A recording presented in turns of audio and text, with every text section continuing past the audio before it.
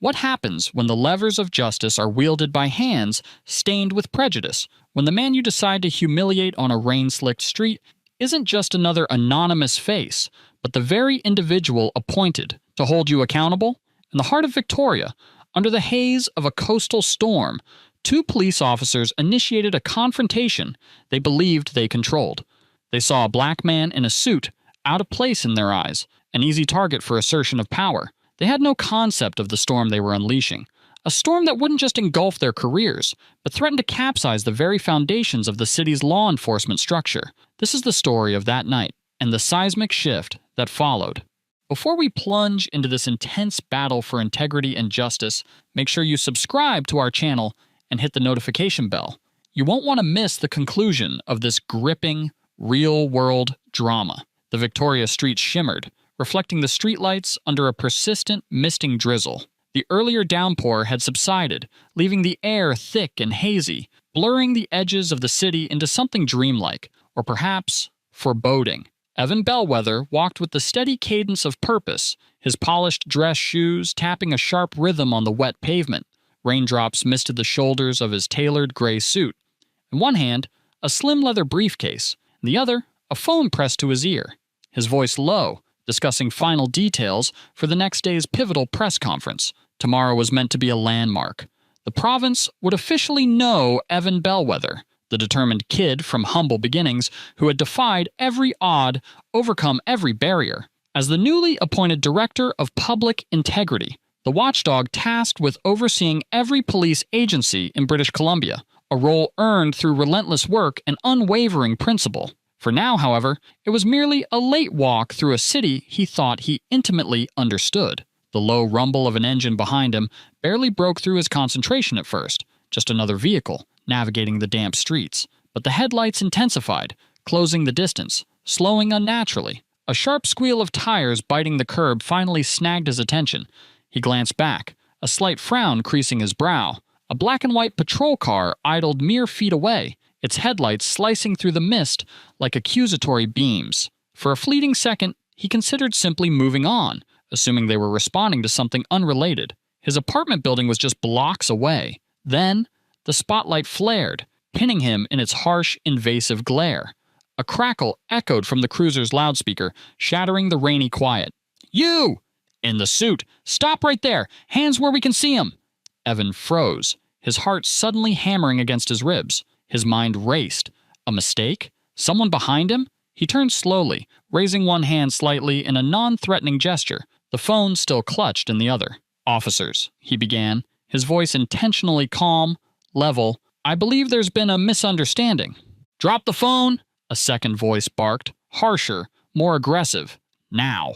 Evan deliberately ended the call, the screen going dark with a soft click before he carefully slipped the device into his suit pocket. Every instinct, honed by years of navigating a world that often judged him first by his skin color, screamed, "Stay still, stay calm, no sudden movements." Two officers emerged from the cruiser. One was older, stockier, his face etched with lines that seemed permanently fixed in a sneer, Officer Miller. The other, younger, taller, lankier, Officer Bennett, moved with a palpable uncertainty, his body language hesitant. Miller took the lead, his steps heavy, deliberate, aggressive. "ID," he demanded, his hand resting with practiced casualness near the butt of his holstered weapon. Evan complied without argument, reaching slowly, deliberately for his wallet, each movement measured, calculated to avoid misinterpretation. He held it out. Miller didn't take the wallet immediately. Instead, his eyes raked Evan up and down, suspicion burning hotly in his gaze. "What are you doing out here dressed like that?" The question dripped with inherent distrust, the implication clear. A black man in a suit, at night, must be out of place, must be suspicious. Evan fought the urge to react, keeping his voice even.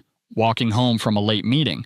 I live 2 blocks from here." Beside Miller, Bennett shifted his weight, casting an uneasy glance at his partner, a silent question hanging in the air. Was this procedure, or was this prejudice? Miller grunted, unconvinced. "You fit the description." Evan's voice gained a slight edge, though still controlled. "What description?" Miller's lips curled into a smirk. "Black male, suit, acting suspicious. Evan's fists clenched involuntarily at his sides. He forced himself to take a slow, steadying breath. Years of discipline, of building his career brick by painful brick, held his anger in check. "I'm just trying to get home, officers," Evan stated plainly. "If you'd like to verify my ID, you'll see." "Open the briefcase," Miller interrupted sharply, stepping closer, the muscles in his jaw tight with authority. Evan held the briefcase a fraction tighter. "It's work documents." "Open it, now," Miller repeated, his hand drifting towards his belt, fingers brushing against his taser. Across the street, a small audience had begun to gather. People leaving restaurants, taxi drivers idling, faces reflecting a mixture of curiosity and concern. Phones began to emerge, small red recording lights blinking in the damp air. Evan knew this script. He knew how quickly it could escalate, how perceptions could be twisted. Very slowly, deliberately, he bent and placed the briefcase on the wet ground. "Sir." "With all due respect," he said, his voice low but unwavering, "I haven't broken any law. I have done nothing wrong." Miller didn't respond with words. He reached out roughly, seizing Evan's arm, spinning him around with surprising force. "Hands behind your back," he barked. Bennett hesitated, took a half step forward as if to intervene, then froze, his hand hovering uselessly at his side, indecision paralyzing him. "You're making a mistake," Evan stated, the cold bite of metal handcuffs snapping around his wrists. Miller leaned in, his face uncomfortably close, the stale scent of coffee on his breath. "The mistake," he hissed, malice glinting in his eyes, "was thinking you could walk around here and not draw attention." Bennett flinched visibly. A gasp went through the small crowd. Someone shouted, "He didn't do anything!" Miller ignored them, shoving Evan forcefully toward the cruiser. His expensive dress shoes slipped on the slick pavement as they bundled him unceremoniously into the back seat. Rainwater dripped from his suit onto the cracked vinyl upholstery. Evan sat there, the weight of the cuffs digging into his flesh, the smell of stale air and damp vinyl filling his nostrils, the hum of profound humiliation pounding in his ears. Deep within, beneath the shock, anger smoldered, fierce, hot, and purposeful. They didn't know who he was, and when they found out, their night wouldn't just be ruined. Their world was about to be irrevocably changed. The patrol car lurched away from the curb, tires slicing through puddles, sending arcs of dirty rainwater onto the sidewalk. Evan sat rigidly in the back, the cold, damp leather sticking to his suit jacket, his wrists throbbing against the unyielding steel of the cuffs. He stared straight ahead, his own reflection a fractured image in the rain-streaked window, bisected by the grating between the front and back seats. Each breath felt heavier now, the humid air thick with the suffocating weight of injustice. Up front, Officer Miller muttered under his breath, complaints about people like him and how they never learn. Officer Bennett remained silent, his hands restless on his lap, tapping an anxious, uneven rhythm against the dashboard, betraying the composure he desperately tried to maintain. Evan held his silence. Provocation was pointless.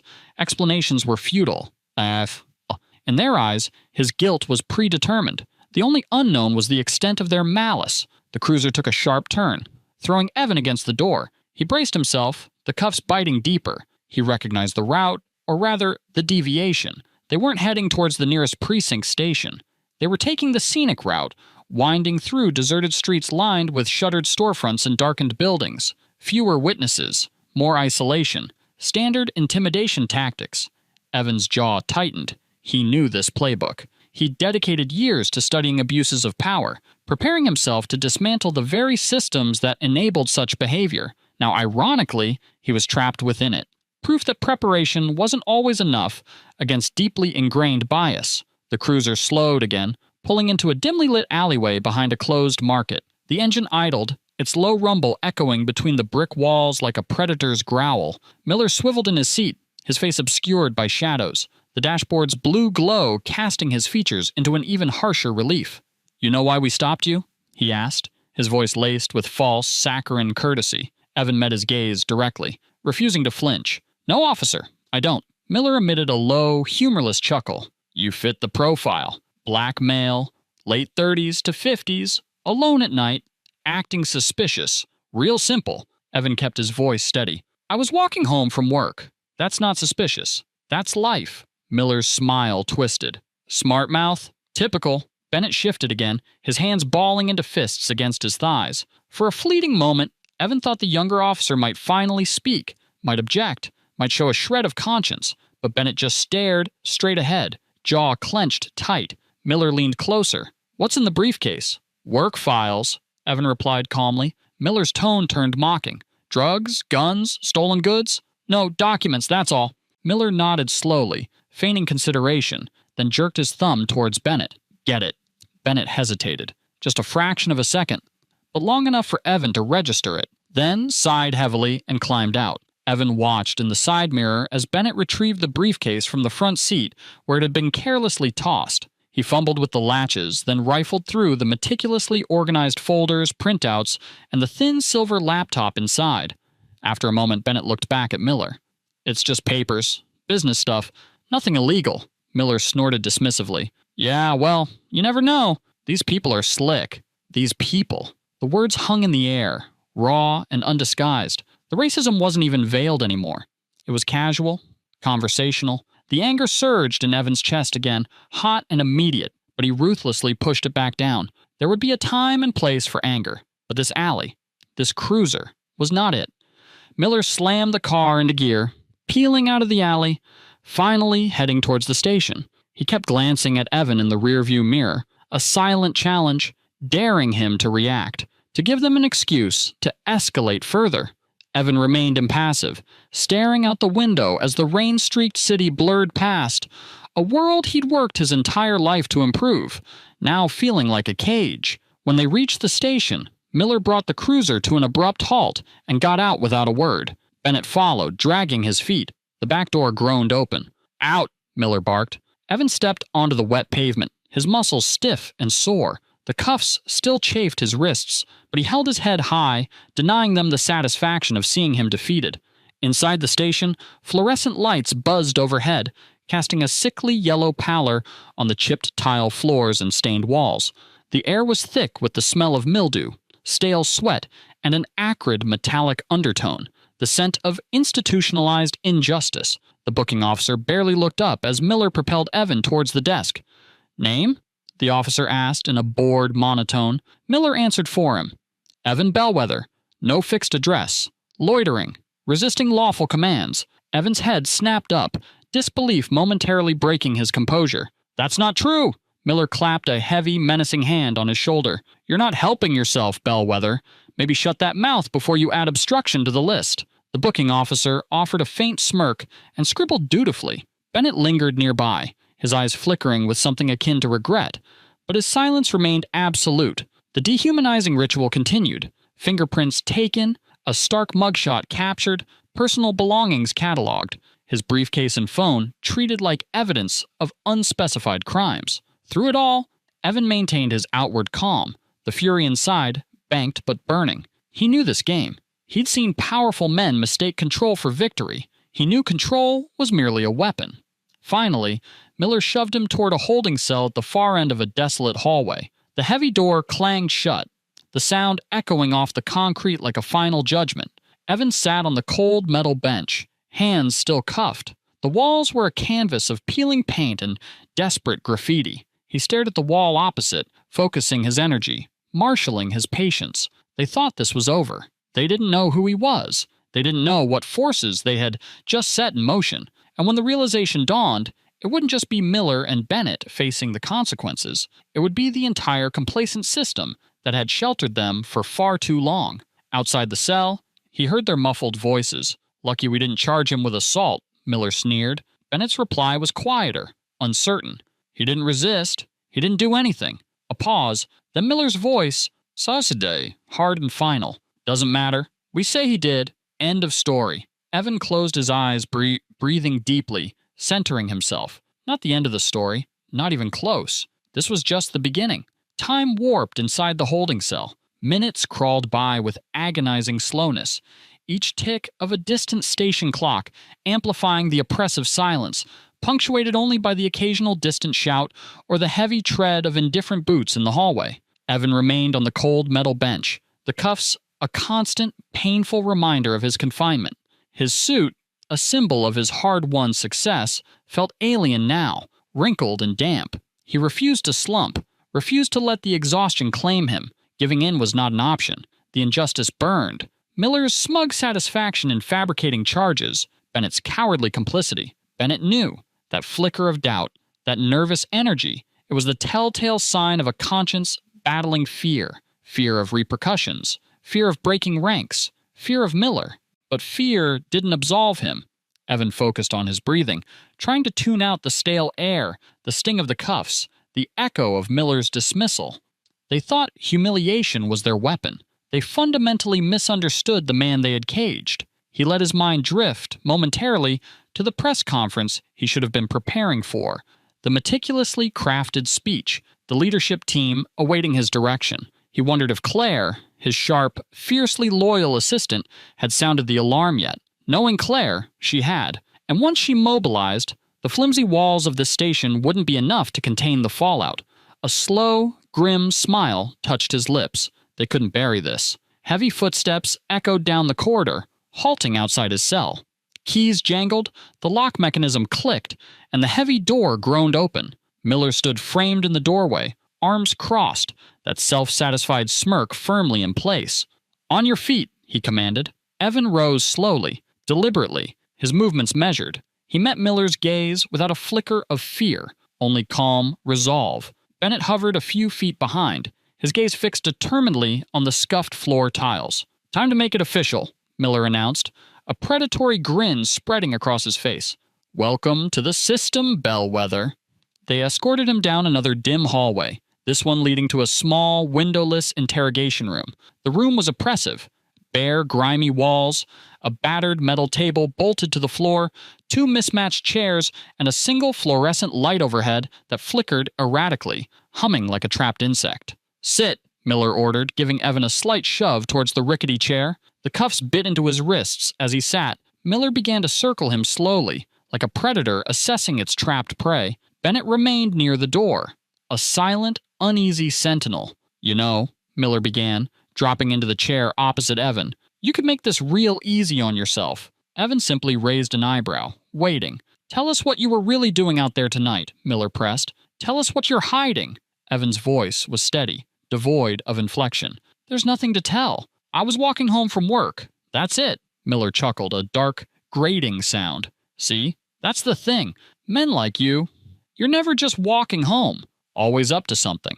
Evan's hands curled into fists beneath the table, the metal cuffs rattling softly. "Breathe. Stay composed." "You don't know anything about me," he stated quietly. Miller's grin widened. "Don't have to.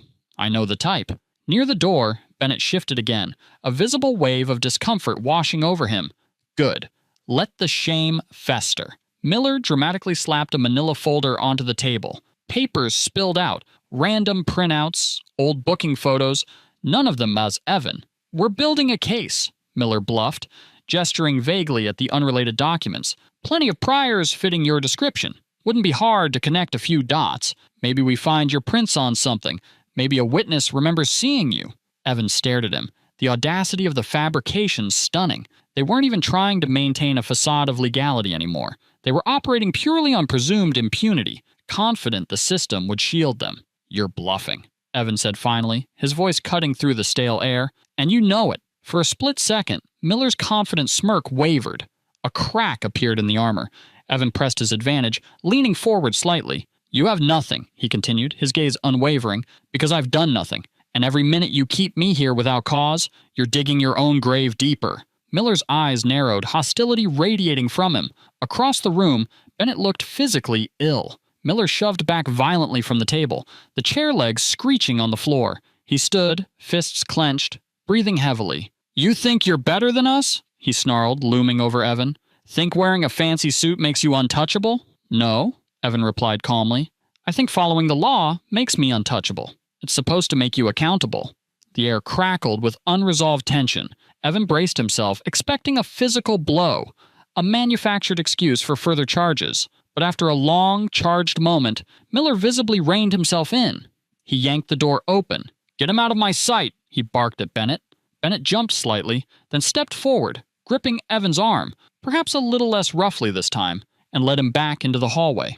The walk back to the cell was silent. As Bennett prepared to lock the door, he hesitated. For the first time since the initial stop, he met Evan's eyes directly. Guilt, shame, doubt. It was all there, flickering in his gaze. He knew. He knew what he had participated in.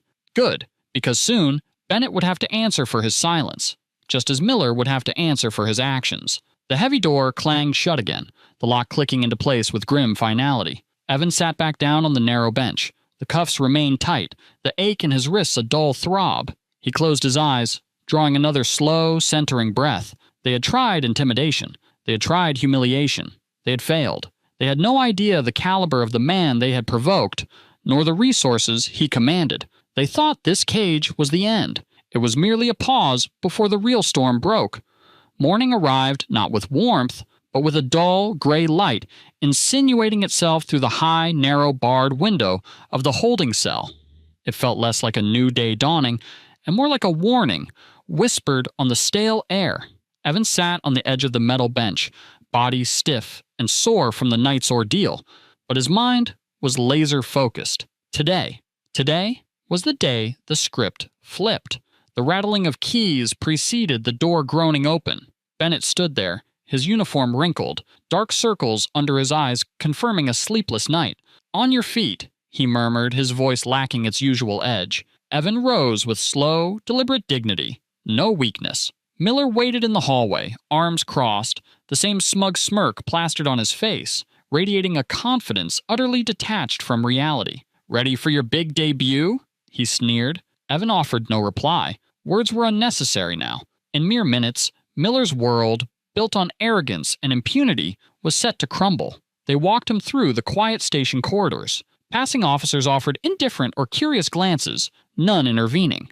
To them, he was still just another number, another problem to process and discard. The van ride to the courthouse was brief, silent, the rain-streaked windows painting the city in muted, washed-out tones. Evan sat impassively, hands cuffed before him.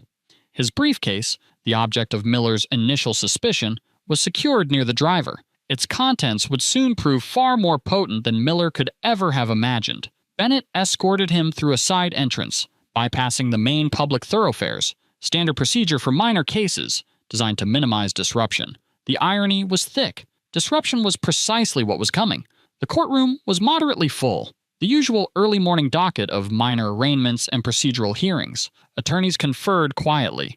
A weary judge massaged his temples. To the casual observer, Evan was just another defendant shuffling towards the table. Miller guided him forward, almost shoving him towards the defense table where a young, harried-looking public defender waited. She glanced briefly at the intake form, whispering, "Loitering, resisting. Shouldn't take long. Probably just plead and move on." Evan's voice cut through her rushed assessment, calm but absolute. "I'm not pleading guilty to anything." She looked up, genuinely seeing him for the first time, surprised by the unwavering confidence in his tone, the authority in his posture. "All right," she said slowly, uncertainty replacing her earlier assumption. "We'll see what the judge says. All rise." The bailiff's call silenced the courtroom murmur. "Case number 702631, defendant Evan Bellweather." Evan stood, ignoring Miller's slight nudge, and walked to the podium, head held high, hands still bound before him. The judge peered down over half-moon glasses. "Mr. Bellweather, you are charged with loitering, resisting lawful orders, and failure to comply. How do you plead?" Before Evan could utter a word, the main courtroom doors burst open. A figure strode in, heels clicking decisively on the tile floor. Claire Edwards.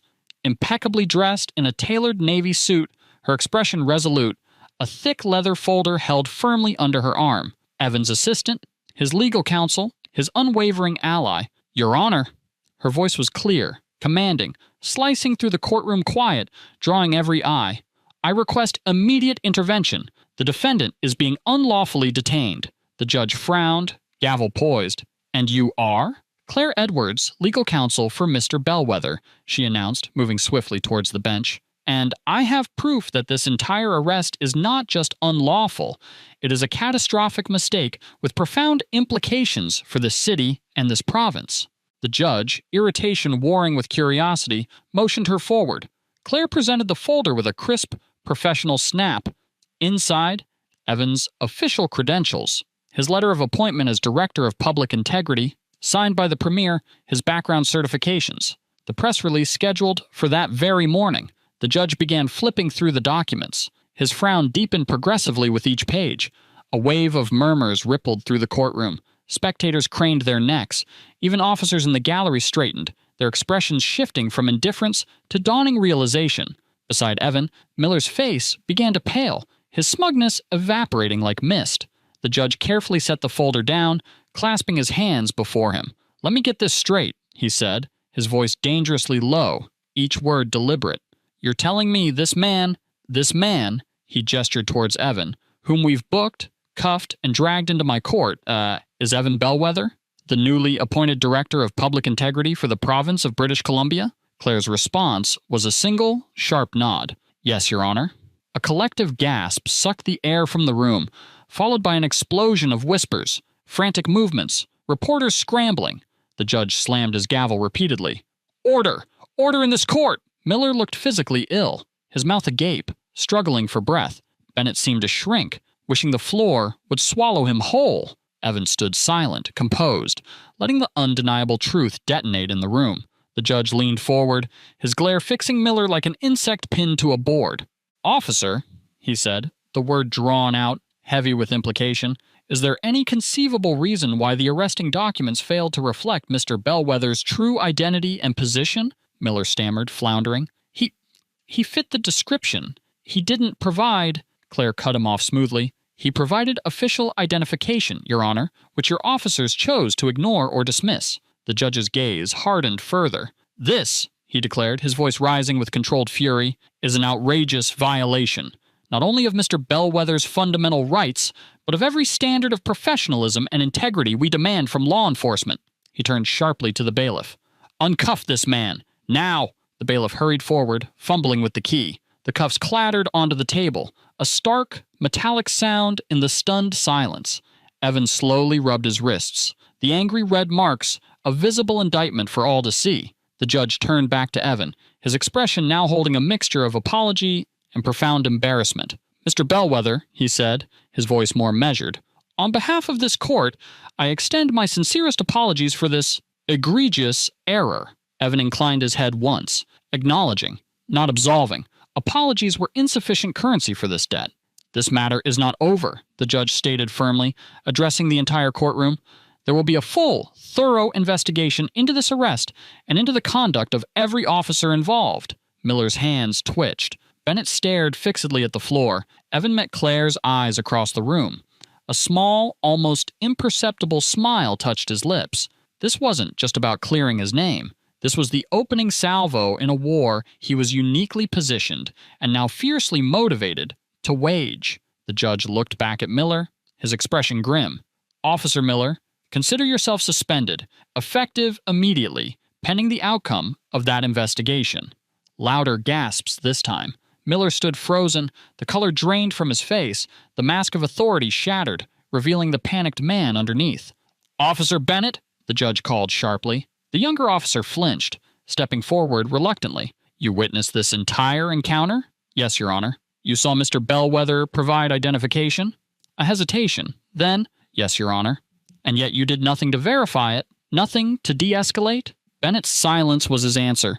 "You will also be subject to investigation. You may remain on administrative duty." "Dismissed." Bennett retreated, sagging with relief and shame. The judge picked up his gavel, pausing before the final strike. He looked directly at Evan, a flicker of respect in his eyes. "Mr. Bellweather, this court owes you more than an apology. It owes you action. I promise you, you will have it." The gavel finally struck. "Adjourned." As the courtroom began to empty, reporters surged towards the doors. Evan paused, looking back. Miller slumped at the table, utterly defeated. Bennett stared at the floor, crushed by his inaction. Evan stepped out into the daylight, Claire beside him, the air electric with the implications of what had just transpired. The fight had just begun. The shock waves from the courtroom detonated across Victoria almost instantaneously. Before Evan and Claire even reached their car, the story was ablaze. Local news channels interrupted programming. Online headlines screamed variations of the same unbelievable truth. Provincial official wrongfully arrested. New public integrity director detained by own department. Victoria Police face crisis after courtroom bombshell. It transcended local news, rapidly becoming a provincial, then national, point of ignition. Evan's phone returned with a mumbled apology, became a relentless beacon of incoming calls and notifications. The Premier's chief of staff, concerned MLAs, national news outlets, community leaders, lawyers offering pro bono services, and countless messages of support mixed with outrage. Claire navigated the suddenly chaotic streets, her knuckles white on the steering wheel. Evan watched the city blur past, his reflection a fleeting presence in the car window. The silence inside the vehicle was heavy, charged with the unspoken understanding that nothing would ever be the same. Victoria was abruptly, painfully awake. By afternoon, the Victoria Police Department issued a predictably tepid statement, citing a misunderstanding and promising a full and thorough internal investigation. It was the bureaucratic equivalent of throwing a paper cup of water on a raging inferno. It fooled no one. Outside police headquarters, a protest materialized seemingly out of nowhere. Initially small, fueled by social media and raw indignation, it swelled rapidly. Students, activists, ordinary citizens holding handmade signs. Accountability, justice isn't a suit, reform or resign. They had seen the cell phone footage from outside the courthouse, the stark images of Evan's arrest, and they recognized the reflection of countless other untold stories. This wasn't just about Evan Bellweather. It was about the pervasive fear and distrust the uniform now represented for so many. That evening, Evan sat in his living room, the television screen flickering with images of his own ordeal. News anchors dissected the arrest, the courtroom drama, Miller's suspension. They showed clips of the growing protest. His phone buzzed. The Premier's office again. He ignored it.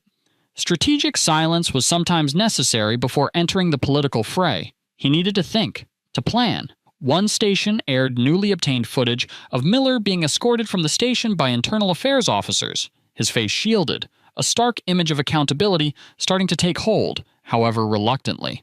The Victoria Police Department wasn't just scrambling, they were hemorrhaging credibility. The story dominated the national news cycle the following morning. Cable networks, morning talk shows, viral threads dissecting every angle. The department hastily announced Miller's unpaid suspension and Bennett's reassignment to desk duty.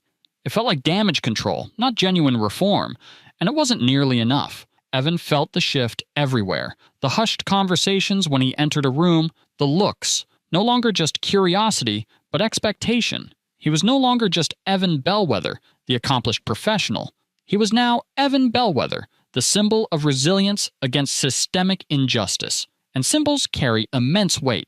He met Claire at a quiet cafe, the first semblance of normalcy since the arrest. Outside, the city vibrated with tension. "You can't ignore the momentum," Claire stated, her coffee untouched. "This is bigger than your case. It's about everyone who doesn't have your platform, whose arrests never make the news." Evan nodded slowly. His meticulously planned path of gradual reform felt obsolete now. The city wasn't asking for incremental change, it was demanding a revolution in accountability, and they were looking to him to lead it. That night, a town hall meeting, hastily convened by community organizers, packed a local auditorium. The air crackled with emotion. Anger, frustration, but also a desperate, fragile hope. Hundreds of faces turned towards the stage as the moderator introduced him. Director Evan Bellweather.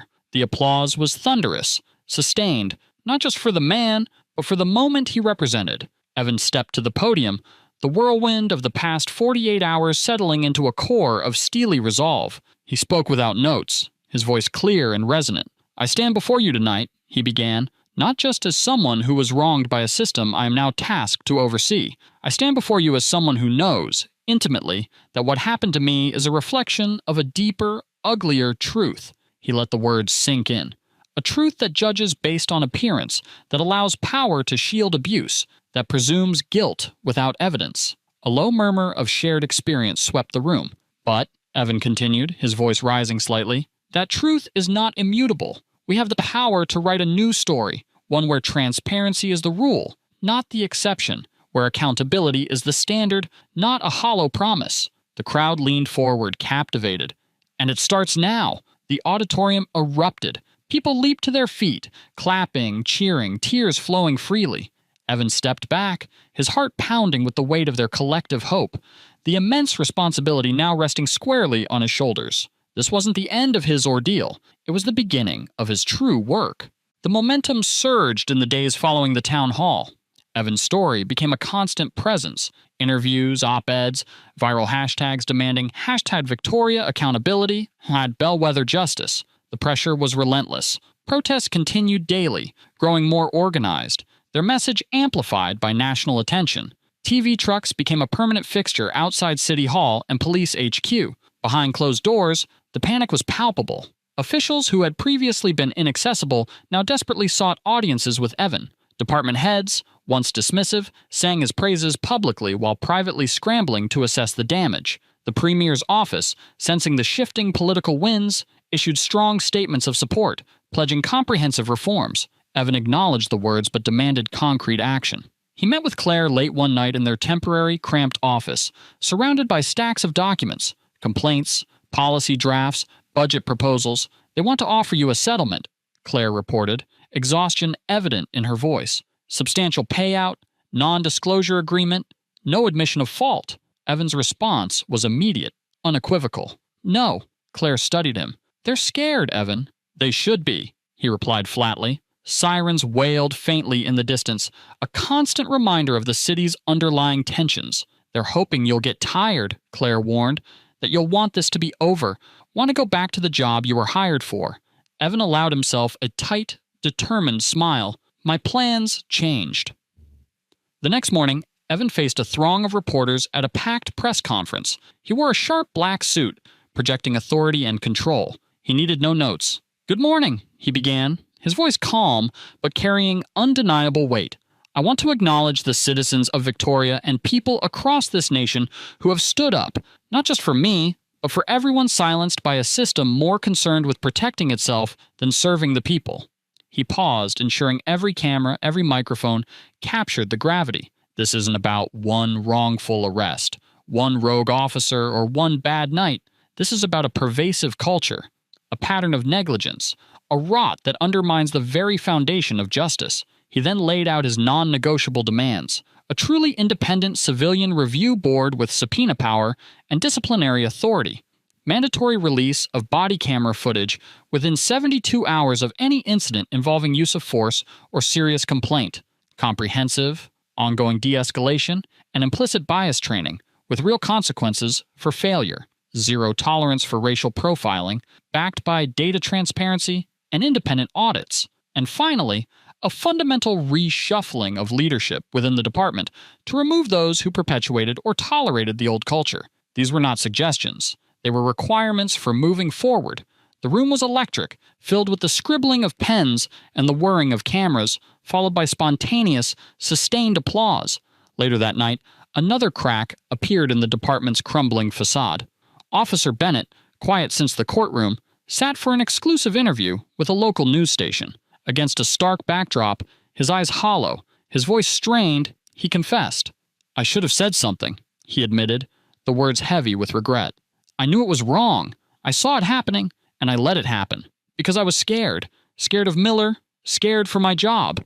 He swallowed hard, meeting the camera's gaze. But being scared isn't an excuse. Not anymore. His confession wouldn't undo the harm, but it chipped away at the blue wall of silence, validating the experiences of countless others and adding internal pressure for change. Evan watched the replay, a complex mix of emotions swirling within him. Bennett's words were a start, a painful but necessary step. Meanwhile, anonymous leaks continued to surface. Internal emails, buried complaints against Miller, evidence of past cover-ups. The narrative was shifting irrevocably. More officers, emboldened or perhaps fearing exposure, began speaking out, corroborating claims of systemic issues. The community, feeling empowered, shared their own stories more openly. The blue wall wasn't just cracking, it was beginning to crumble. Evan pressed forward, relentless, driven not by vengeance, but by a profound conviction that this fight was essential, that no one should endure what he had, that power must be accountable to the people it served. The battle was far from won, but the lines were drawn, the stakes clear. An army demanding change had mobilized, and Evan Bellweather, the man they tried to silence, was now leading the charge. Rebuilding shattered trust is a slow, arduous process, measured not in grand pronouncements, but in consistent, difficult actions. Evan understood this deeply. Victoria needed more than apologies. It needed proof of fundamental change. The initial flurry of announcements, new task forces, policy reviews, oversight boards were met with cautious optimism, tempered by years of broken promises. Within the police department, resistance remained palpable. Whispers in hallways turned into anonymous online attacks, accusing Evan of endangering officers, of pursuing a personal vendetta. The old guard clung fiercely to the status quo, resentful of the external pressure and the internal scrutiny. Evan anticipated this. Change is inherently disruptive to those comfortable with the existing power structure. He pushed forward, spending grueling hours in meetings, dissecting arcane departmental policies designed to obscure rather than illuminate, challenging long-held assumptions. He met relentlessly with community leaders, hammering out the bylaws for the new Civilian Review Board, ensuring it had genuine independence and authority, the power to investigate, to subpoena, to recommend discipline that couldn't be easily ignored. He listened. He listened to stories of fear and frustration, of minor traffic stops escalating into trauma, of complaints filed and ignored. Each narrative reinforced the urgency, fueling his determination. In one particularly tense meeting with city council members and senior police command, Evan outlined the next phase: mandatory, scenario-based de-escalation training with pass-fail metrics, independent audits of all use of force incidents, a publicly accessible database tracking complaints and disciplinary actions. The resistance was almost visible, a thick shield of defensiveness from some of the veteran officers. An older council member voiced their fear. "Director, you're asking us to tear down systems that have been in place for generations. The potential for chaos." Evan met his gaze evenly. "Counselor, I'm asking you to dismantle systems that have failed for generations, protecting the perpetrators of harm instead of the public. The real danger lies in not changing." The silence that followed was heavy with unspoken truths. "You're making progress," Claire observed later, catching him in the hallway. Evan managed a weary smile. "Feels like pushing a boulder uphill during an earthquake." Claire nodded. "That's usually what real change feels like." The official launch of the Civilian Oversight Board marked a tangible step. The first open forum was held in a packed community center, a true cross-section of Victoria. Residents, activists, educators, business owners, and even officers, some in uniform, others blending into the crowd. Evan watched from the side as one by one, people approached the microphone. A young woman spoke first, her voice trembling initially, then gaining strength as she recounted her teenage brother's arrest for looking suspicious while walking home from soccer practice. The charges were dropped, but the fear lingered. "They told him he should have known better," she cried. "Known better than to be Indigenous in the wrong neighborhood." Story after story followed, weaving a tapestry of lived experiences, patterns of bias, moments of fear, pleas for accountability. Yet woven through the pain was a thread of tenacious hope, a belief that this time things might actually be different. As the forum concluded, Evan stepped outside into the cool night air. A reporter intercepted him. "Director Bellweather, is Victoria truly ready for this level of change?" Evan considered it. "No," he admitted honestly. "No city ever is fully ready for the discomfort of fundamental change." The reporter looked surprised. "But," Evan added, a determined glint in his eye, "ready or not, it's happening." Later that night, he found a plain envelope in his mailbox. Inside, a simple handwritten note. "You're doing the right thing. Don't stop. No signature." He tucked it away, a quiet affirmation that even unseen support was building. The city wasn't healed, but it was finally confronting its wounds, engaging in the painful, necessary work of transformation. The Unity Summit dawned bright and clear, a day deliberately chosen to symbolize a new beginning. Weeks of anticipation culminated in a packed auditorium at the city's convention center. From backstage, Evan surveyed the crowd, an extraordinary mosaic of Victoria. Families, students, elders, police officers sitting alongside community activists, business leaders next to hourly workers. They hadn't come merely as spectators, they had come as participants, stakeholders in their city's future. Claire appeared beside him. "Ready?" she asked softly. Evan drew a deep breath, feeling the immense weight of the moment. "I have to be." When introduced, the applause was overwhelming, a wave of sound reflecting both the ordeal he had endured and the hope he now embodied. He approached the podium, letting the noise wash over him before beginning. "When I was a boy," he started, his voice resonating through the silent hall, "my mother used to tell me that storms don't just destroy. Sometimes They clear the way for new growth. He paused. A few months ago, Victoria weathered a significant storm, a storm of injustice, anger, and painful truth. He gestured towards the diverse audience. But look around. The debris is being cleared. The obfuscations are gone. What remains, what we build next, is entirely up to us. Quiet nods, murmurs of assent. We are building something new, Evan declared. Something stronger, fairer. A community where justice belongs to everyone, not just a privileged few. The applause returned, powerful and sustained. Throughout the day, the summit buzzed with activity. Evan participated in working sessions, hammering out concrete action plans with city officials, police leadership, and community representatives. Timelines, metrics, accountability measures written into policy. But arguably, the most crucial work happened in the corridors. The breakout sessions, the informal conversations. Officers listened, truly listened, to teenagers describing their daily anxieties. Council members heard directly from parents about the need for better community policing. Difficult dialogues unfolded, awkward and sometimes painful, but necessary steps towards bridging decades of divide. As dusk approached, Evan sought a moment of quiet on a bench beneath a Gary oak tree. The summit's energy hummed distantly. Footsteps approached. Officer Bennett. He stood awkwardly for a moment before speaking, his voice strained. "I'm not going to take up much of your time. Just needed to say, I froze that night. I knew Miller was wrong, and I did nothing." He finally met Evan's gaze. "I was scared. Scared of losing my job, scared of the backlash, but that's no excuse. You deserved better. This city deserved better." Evan studied him, then nodded slowly.